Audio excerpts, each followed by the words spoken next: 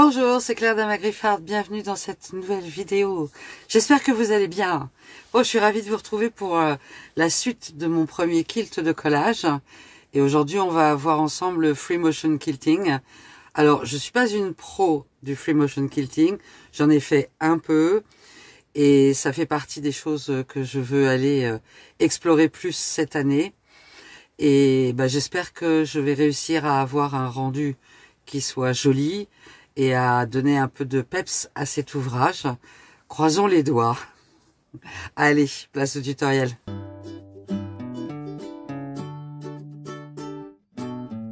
Petit rappel rapide sur la constitution du sandwich.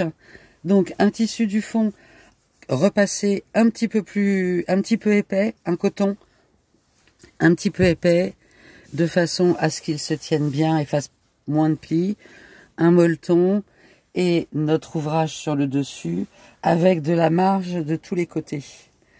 Ici, on a plusieurs options. La première option va être de positionner des épingles à nourrice. La deuxième option peut être de surfiler juste tout autour. La troisième option est de surfiler, de bâtir en fait une grille qui va être à peu près tous les 10 cm. Là, je suis avec beaucoup d'épaisseur et je vais rien faire du tout en fait. Parce que les choses se tiennent. Je vais simplement positionner comme ça. Éventuellement, je peux mettre quelques épingles à nourrice autour. Je vais pas m'amuser à essayer de mettre des épingles à nourrice au niveau de ces épaisseurs-là. Je vais juste peut-être en poser quelques-unes et encore, franchement, je sais pas. Et c'est parti pour la partie quilting. Alors, dans un quilt de collage comme ça, on a besoin d'utiliser différents fils pour donner du relief à l'ouvrage. Donc voilà ce que j'ai sélectionné en termes de jaune et d'orange pour la fleur dans les jaunes, ce que j'ai sélectionné dans les tons de rose pour la fleur dans les deux fleurs dans les roses, etc. Et voilà ce que j'ai sélectionné pour les fleurs, les feuilles et les tiges. Donc, dans un monde idéal, on a des canettes avec toutes ces couleurs et on prépare tout ça à l'avance. J'ai pas assez de bobines de canettes libres pour faire trop ça. Mais par exemple, j'ai ce vert là que je vais utiliser pour les verts. J'ai qu'est-ce que j'ai? Je vais faire une jaune orange et je vais faire une dans les roses rouges. Comme ça, j'aurai 3 canettes que je vais pouvoir utiliser sans changer tout le temps de canette. Souvenez-vous, ce qui est important, c'est d'avoir le même type de fil sur la bobine et sur la canette. Si vous avez du coton comme fil, vous avez besoin que votre canette soit aussi en coton. C'est d'autant plus important en free motion quilting. Et si vous avez des fils en polyester, vous avez besoin sur votre bobine, vous avez besoin de fils en polyester sur la canette. Si je ne me trompe pas, tout ça est en coton, donc on va croiser les doigts. Et penser que c'est tout en coton et que je vais pas avoir de soucis. Donc je vais faire une canette dans les roses, une canette dans les jaunes oranges et c'est parti.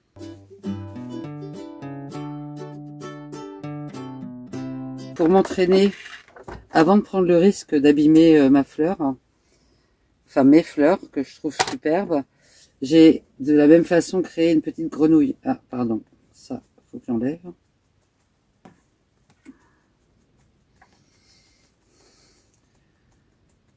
Donc pour cette petite grenouille, je suis partie d'une recherche internet et d'un dessin de quelqu'un qui s'appelle Hugo l'escargot. Et donc je vais m'entraîner un petit peu sur cette grenouille avant de faire le free motion quilting sur mes fleurs. Donc la première chose à faire, ça va être de changer le pied de biche. On a besoin pour le free motion quilting d'un pied qui ressemble à ça.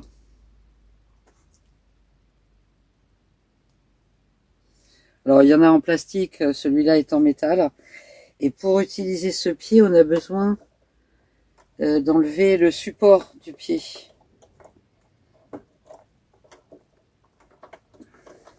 Donc ça part assez facilement.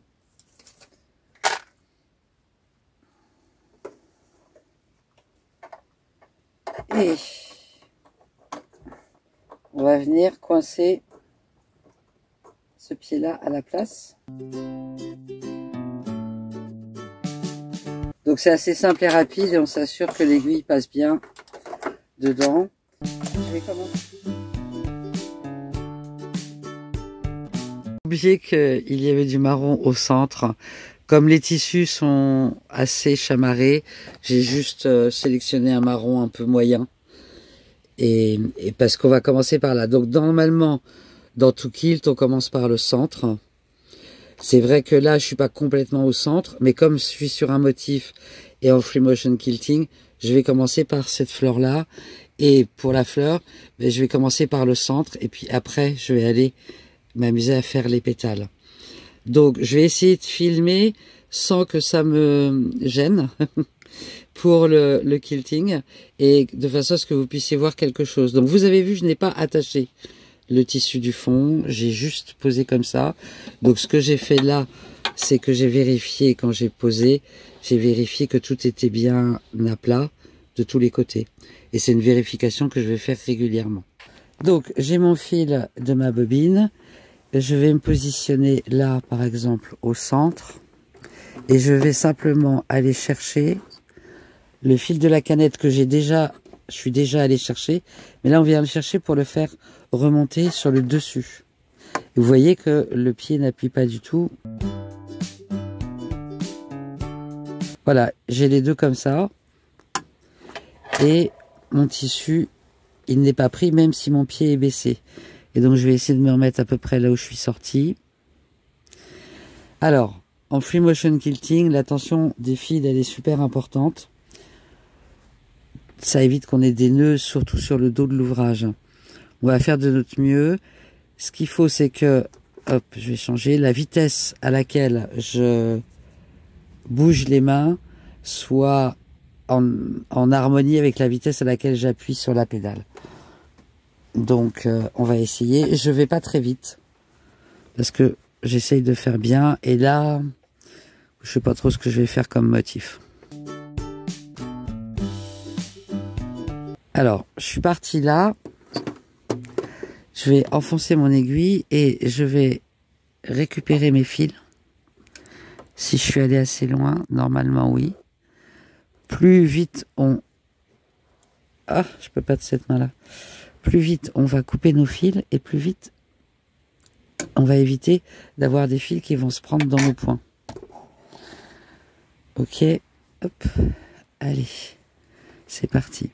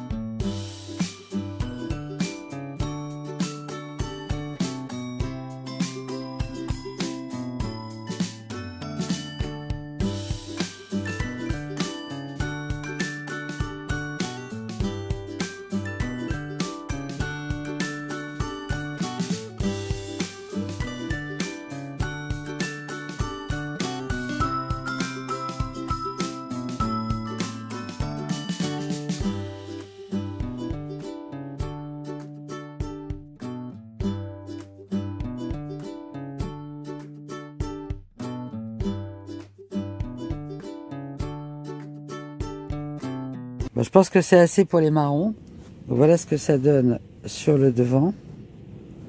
Donc en fait, l'idée c'est de quand même pas forcément recouvrir toutes les coutures, mais quand même le plus possible. Là, quand je touche, les coutures elles ressortent pas. Donc il faut quand même un petit peu de fil et puis de faire ressortir le motif. Et voilà ce que ça donne au dos. On voit mieux évidemment. Alors, j'ai fait à la fois des endroits comme ça, où je suis allé juste longer, et puis au centre, j'ai fait des espèces de ronds, de façon à à ce que ça donne le cœur. Donc je repositionne, j'ai mis mon fil jaune le plus pâle et je repositionne l'ouvrage, sachant que c'est un petit peu comme je suis pas capable de vous expliquer pourquoi j'ai choisi tel tissu à tel endroit, je vais pas non plus être capable de vous expliquer pourquoi je choisis tel fil à tel endroit. En fait, je pense que ce que je vais faire, ça va être plutôt de... Là, je suis partie sur le fil jaune le plus pâle. Et je vais faire un petit peu partout. Et puis, je vais foncer le fil au fur et à mesure. C'est comme ça que je pars dans l'idée. Donc, je positionne. Je vais commencer certainement par aller vers la droite. Donc, je vérifie simplement que mon tissu du dessous est bien tendu. Hop. Sur une machine maison, c'est pas toujours évident. Et ben, je vais partir de là. Allez hop, c'est décidé. Alors je suis désolé, le téléphone est sur la table. Et une table de camping-car, c'est pas la table la plus stable au monde. Pareil, je vais chercher mon fil. Et pareil, de façon assez arbitraire, j'ai décidé que je faisais qu'un fil de canette. Et j'ai pris l'orange foncé. Ce qui, je pense, peut donner un petit peu de matière à... Hop, peut donner un petit peu de matière à l'ouvrage. Alors je vais essayer de positionner la caméra un petit peu mieux. Peut-être que vous verrez mieux. Et c'est reparti.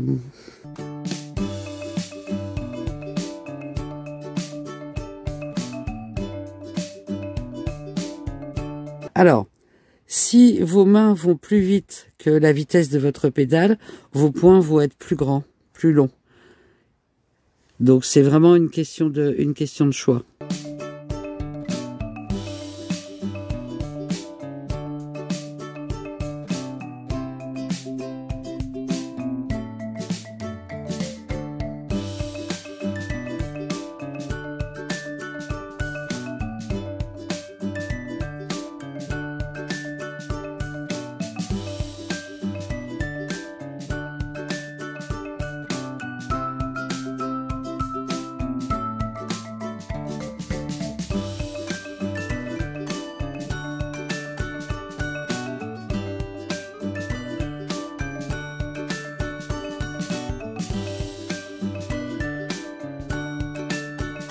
Donc l'idée là, c'est de mettre du jaune pâle un peu partout, mais pas trop. Et je vais venir superposer les autres fils de couleur de plus en plus foncés. On voit un petit peu ce que ça donne.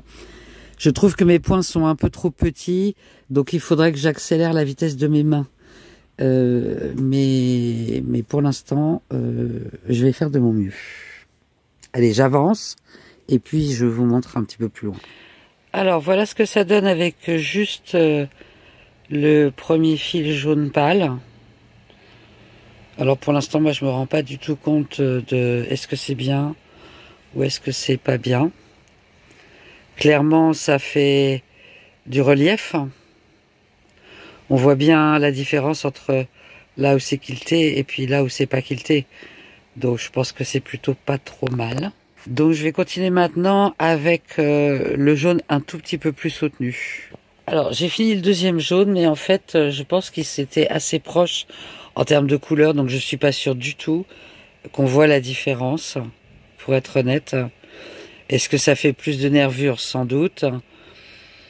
J'en ai fait beaucoup moins que le jaune pâle, mais je pense que j'ai besoin d'un ton plus foncé pour pouvoir qu'on voit vraiment la différence. Bon, pareil, je viens de faire le troisième fil. Et à part, effectivement, forcément, on a plus de nervures. J'ai pas vraiment... Alors, si, quand on regarde de près, on peut voir qu'il y a 3 couleurs. Je sais pas si la lumière va vous permettre de le voir. Là, on voit bien que c'est un fil très clair. Là, c'est un autre ton. Et là, c'est encore un autre ton. C'est subtil, hein. Donc je vais continuer avec l'orange et on va voir ce que ça donne.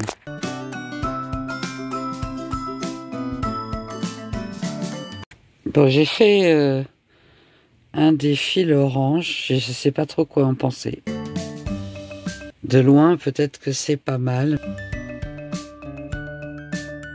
Je Je pense que je vais m'arrêter là pour la fleur jaune. Alors, je suis en train de commencer le rose. J'ai un fil rose foncé pour la canette. Et là, je suis partie comme pour les jaunes et oranges sur le fil le plus clair. Par contre, je pense que j'utiliserai pas le fil le plus foncé, peut-être sur le clair. Je vais voir. Et c'est un peu la même chose. Les fleurs, elles sont dans un mouvement qui part vers la droite.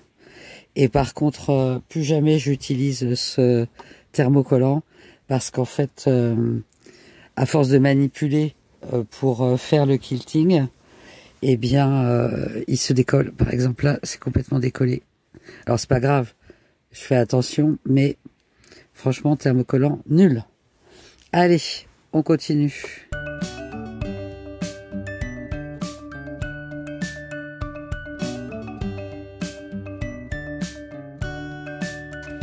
Alors, voilà le début avec le fil clair. Alors, j'ai un peu galéré à cause du thermocollant, pour être honnête. Alors, deuxième étape avec un fil rose plus foncé. Franchement, j'arrive pas à dire si ça rend bien ou pas. Ça me paraît un peu cafouilleux. On voit beaucoup le clair, en fait. Peut-être que j'aurais dû faire moins de clair ou le clair plus sur les zones claires. Comme là, j'aurais peut-être pas dû faire de foncé. Enfin, bref. C'est pas grave, ça fait des nervures. Les fleurs, ça a des nervures qu'on voit par transparence. Donc, je vais refaire une troisième passe sur les fleurs rouges avec un fil plus foncé encore. Bon, j'ai fini toutes les fleurs. Donc, je vais pouvoir m'attaquer maintenant aux tiges et aux feuilles. J'ai fini le quilting et j'ai considéré que ça suffisait.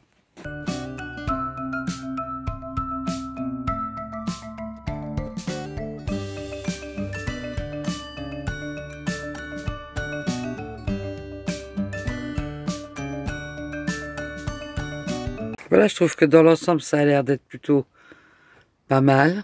Donc, ce que je vais faire maintenant, c'est couper les bords, puisqu'on va s'arrêter pile, comme c'était indiqué finalement dans le schéma de départ. Je vais couper tout ça et je l'espère, avoir assez de ce tissu-là pour faire la bordure, faire quelque chose de tout simple pour border l'ouvrage.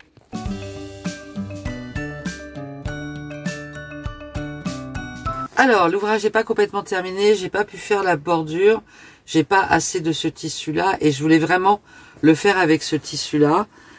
Je pense que je l'avais trouvé, c'était un coupon chez Mondial Tissu, je pense.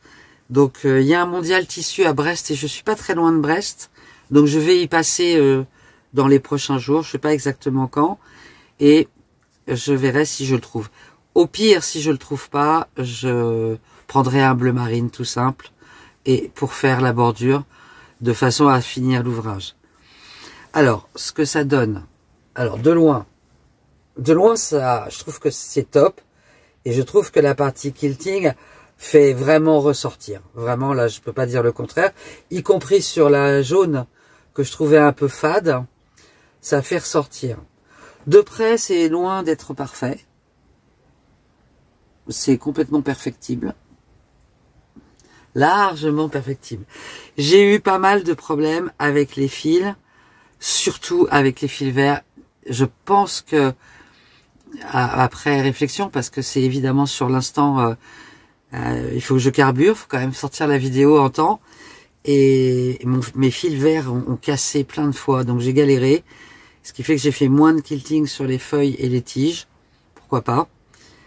Je sais pas dire exactement, est-ce que j'ai trop quilté? Est-ce que j'ai pas assez quilté? Est-ce qu'il faudrait faire moins, plus? J'en sais rien.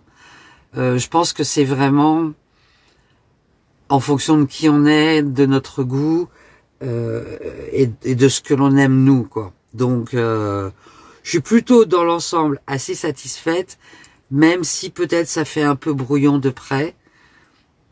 Bon, ce qu'il faut savoir, c'est les quilts de collage. Ce sont généralement des quilts qu'on va pas laver.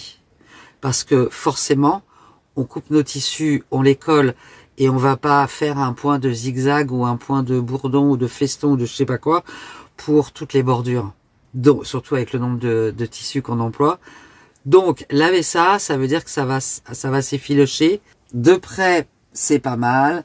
De loin, franchement, j'aime beaucoup le rendu. Faut être honnête. De toute façon, la vie n'est jamais qu'un grand apprentissage. Et le free motion quilting et les quilts de collage, c'est pareil. Bon, en tout cas, je suis plutôt quand même satisfaite du résultat. Il va aller, quand il aura sa bordure, il va aller comme je l'ai prévu au devant, enfin au pied de mon lit. Vraiment, le panneau, il est parfait. Et c'est pour ça que je pense pas que ça nécessiterait un bord ou quoi que ce soit. D'autant que il est coupé volontairement. Il est coupé, donc ce serait bizarre d'avoir une bordure. Il vaut mieux juste avoir le biais ou le faux biais qui va fermer l'ouvrage. Ce qu'il faut noter sur les quilts de collage, c'est qu'on a quelque chose de rigide, forcément. Alors, pour la grenouille, je pense que c'est sans doute une question de fil aussi, et de tension de machine. Pour la grenouille, en fait, le dos, à part un tout petit cafouillage au niveau du rouge, et le dos, il est super. J'ai pas, alors, c'est plus petit, peut-être que j'étais moins en pression aussi, je sais pas. Donc, en fait, ça c'est la petite grenouille. Il me reste l'eau à faire. Parce que là, pour le coup, comme le tissu du fond est uni, je vais faire du quilting autour. Et puis, je voulais vous montrer, je vous affiche tout de suite une photo d'un tableau que j'ai pris au musée du Havre l'année dernière. J'avais déjà dans la tête de faire des reproductions de tableaux, des choses comme ça. Je savais pas quelle technique j'allais employer et je me suis amusée avec ce tableau que je vous affiche aujourd'hui à le reproduire en collage. Et donc vous voyez le tableau, il est sur des tons très pâles, assez clairs. On a bien compris, je suis plus dans des couleurs plus vibrantes et donc j'en ai fait ça.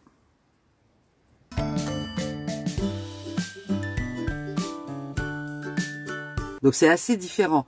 J'ai gardé les formes. Par contre, j'ai pris des tissus plus vibrants, je vais dire, en termes de couleurs.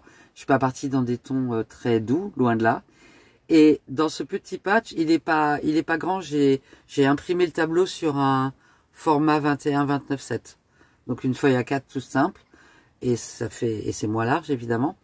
Et en fait, donc dans celui-là, il n'y a aucun tissu uni. Tous les tissus ont des motifs. Et l'artiste qui a peint le tableau, lui, il a mis un trait de peinture blanc entre toutes les pièces. Et moi, je préférais faire autre chose. Et donc, j'ai mis entre toutes les pièces, là, c'est en fait ce tissu-là, qui est dans des tons un peu dorés, chamarrés. Et ça fait un effet un peu vitrail, je trouve, que j'aime bien. Donc il n'est pas encore quilté. Voilà le dos. Il est même pas posé. Alors celui-là, je l'ai bien superposé. J'ai bien superposé toutes les pièces, ce qui fait que je n'ai pas besoin de le poser sur un support. Il est complètement collé comme ça. Donc je pourrais juste faire molleton et puis tissu du fond. Ok. Bon, c'était juste pour partager ça. Quand il sera fini, je posterai une photo sur Facebook et puis peut-être aussi sur la chaîne. Je viens de trouver comment on pouvait faire. Alors je vous remercie infiniment pour l'accueil que vous avez réservé à ce premier kilt d'art en collage. Ça me montre que aller vers quelque chose de moderne, c'est aussi sympa. Ça me plaît et si ça vous plaît, c'est encore mieux. Donc bien sûr qu'au cours des prochains mois, je continuerai à proposer, à alterner des choses plus classiques et puis des choses comme ça plus modernes. Je pense que c'est sympa aussi ce côté alterné. En tout cas, merci infiniment. J'espère que cette vidéo vous aura plu et que ça vous donnera des idées. En tout cas, je vous souhaite un excellent week-end et à très bientôt. Prenez soin de vous. Bye bye.